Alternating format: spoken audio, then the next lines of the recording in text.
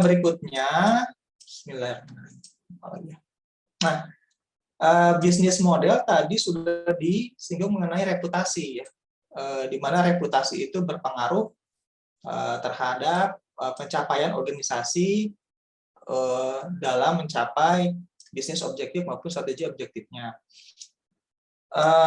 Reputasi ini penting bagi organisasi, di mana reputasi didasarkan kepada ukuran, sifat, dan kompleksitas suatu organisasi. Nah, reputasi ini ada, kok saya loncat-loncat ya, komponen, kemudian di sini apa saja komponen yang mempengaruhi dari reputasi. Di sini ada suatu gambar, ya, gambar mengenai pemetaan komponen dari reputasi. Ada 8 komponen, ya, 1, 2, 3, 4, 5, ada 8, di mana masing-masing dibagi menjadi setiap 2 elemen dikelompokkan. Ada capabilities, activities, standards, dan ethic, di mana masing-masing punya 2 sub juga. Nah, pada pada diagram ini, masing-masing komponen ini bagaimana kita menempatkan nilai dari organisasi kita di dalam diagram ini untuk setiap elemen. Misalkan untuk purpose itu apakah dari skala 1 sampai dengan 4, apakah itu poor, adequate, good, dan excellent. Jadi mungkin dari 0 sini keluar 0, 1, 2, 3, 4. Berapa nilainya seperti itu. Dari sisi capabilities-nya, dari resources-nya seperti apa, purpose-nya seperti apa, ini akan mencerminkan capabilities dari organisasi. Di sini, capabilities ini adalah apakah organisasi memiliki tujuan atau tekad yang jelas, bersama dengan komitmen, visi, kemampuan, dan sumber daya untuk mencapai tujuan itu. Ada 2 komponen di sini, purpose dan resources. Kalau misalnya activities di sini adalah mencerminkan sektor mana dan aktivitas apa yang dilakukan organisasi, dan apakah ia memiliki sumber daya keuangan dan stabilitas untuk mendukung aktivitas tersebut. Ada 2, itu proses dan finance. Lalu ada standar di sini, bagaimana layanannya, bagaimana dukungan. Artinya bahwa sejauh mana jangkauan layanan atau produk yang ditawarkan itu memiliki standar kualitas, penyampaian dukungan, pelaksanaan inovasi dan investasi yang baik atau tidak, seperti itu. Dan ada lagi ethics di sini, apakah organisasi mematuhi CSR, integritas, nilai, dan tata kelola yang tepat, serta terus memantau kinerja dan seterusnya. Artinya kalau saya pahami di sini bahwa misalkan begini, misalkan di kelas waktu itu ada yang menyampaikan studi kasus mengenai Apple yang mempekerjakan karyawannya, tetapi di bawah, artinya upahnya minim lah. Namun pertanyaannya adalah kenapa kok meskipun ada isu seperti itu, si Apple ini kok reputasinya tetap baik, orang-orang tetap membeli produk Apple. Nah, kalau saya pahami dari pemetaan di sini bahwa itu kan seperti memberikan upah yang rendah. Kalau saya nilai itu lebih kepada faktor etik, ya. Etik.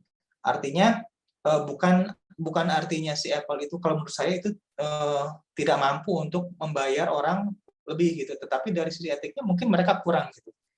Mereka tidak menghormati tidak menghargai tenaga kerja atau upah di negara tersebut, misalnya di Cina. Nah, boleh jadi di sisi etik, kalau saya sih melihatnya dari sisi value, ya. Di value ini dia nilainya 1 gitu, misalkan poor. Tetapi orang dari grafik ini, 1 ini tidak akan mempengaruhi keseluruhan. Mungkin pengaruhnya sangat sedikit. Apabila supportnya bagus, servisnya bagus, keuangannya bagus, prosesnya bagus, dan seterusnya yang bagus, tapi value-nya misalnya cuma 1. Saya kira hal itu tidak akan mempengaruhi orang untuk berhenti membeli produk Apple. Saya kira itu contohnya. Lalu, udah berapa menit ini?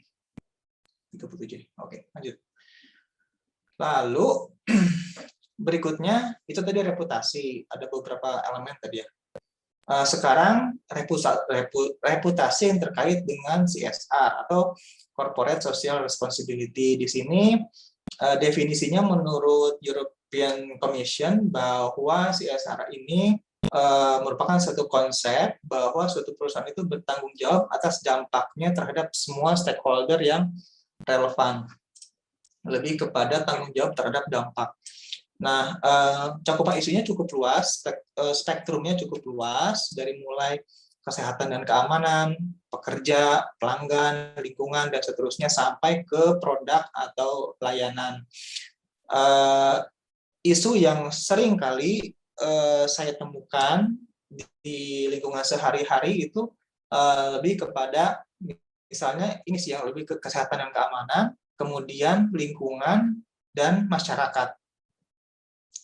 Sebagai contoh, suatu perusahaan BUMN itu mengadakan CSR, misalkan sunat massal. Itu komitmen perusahaan terhadap program kesehatan. Mohon maaf, itu lebih ke masyarakat ya, sorry. Itu lebih ke masyarakat. Jadi seperti sunatan massal, kemudian pengobatan atau operasi katarak, dan seterusnya, itu lebih ke masyarakat. Kemudian untuk yang faktor lingkungan, jadi yang sering saya temukan itu adalah lingkungan dan masyarakat. Faktor lingkungan itu seringkali kita temukan suatu perusahaan itu mengadakan program tanam